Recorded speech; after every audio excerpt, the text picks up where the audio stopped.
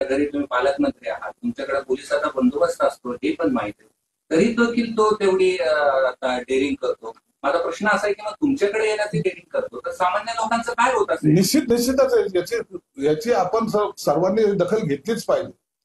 अहो, त्याला खाली रांचक पोलीस स्टेशनला घेऊन गेले तर त्या पोलिसाला म्हणलं तू 13 नंबर आहे का? म्हणजे काय?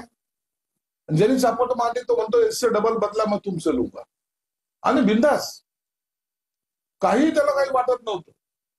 अशा प्रकारचं तो पोलिसाची आरेरावी करत असेल तर कदाचित मग अशा लोकांना खऱ्या अर्थानं समज आपली जबर दाखवणं हे पोलिसाचं काम.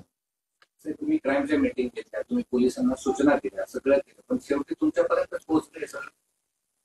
कधी कधी गुन्हेगाराला वचक बसवण्यासाठी जे काही पोलिसांनी ऍक्शन घेतलाय त्याचा परिणाम एखाद्या वेळेला आपण वैसा बडा काम करेंगे की दुनिया देखते रहे असं काही त्या डोक्यात असू शकतं.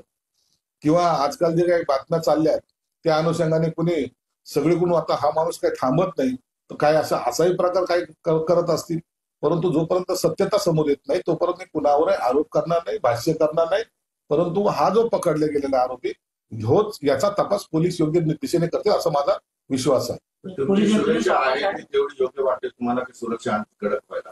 नाही, सुरक्षा आहे तेवढी ठीक आहे. सुरक्षा आणखीन वाढवणं याचा अर्थ असा होत नाही पूर्ण ताफाच घेऊन मी फिरलं पाहिजे असं मला त्याची आवश्यकता वाटत नाही. जे पोलीस माझ्याकडे आहे ते सफिशियंट आहे. हे पोलीस यंत्रणेचं अपयश आहे का? नाही, अपयश म्हणता येत नाही. अचानक आलेला एखादा आरोपी हे पोलीस यंत्रणेचं अपयश नाहीये.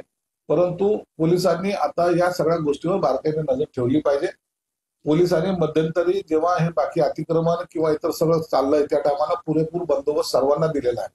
सर्व आमदारांना दिलेला आहे, लोकप्रतिनिधी दिलेला आहे, मलाही दिलेला आहे. म्हणून पोलीस आपलं काम करते. आपण त्यांच्यावर आरोप लावून या गुन्हेगाराला मुक्कट सुटायला संधी देऊ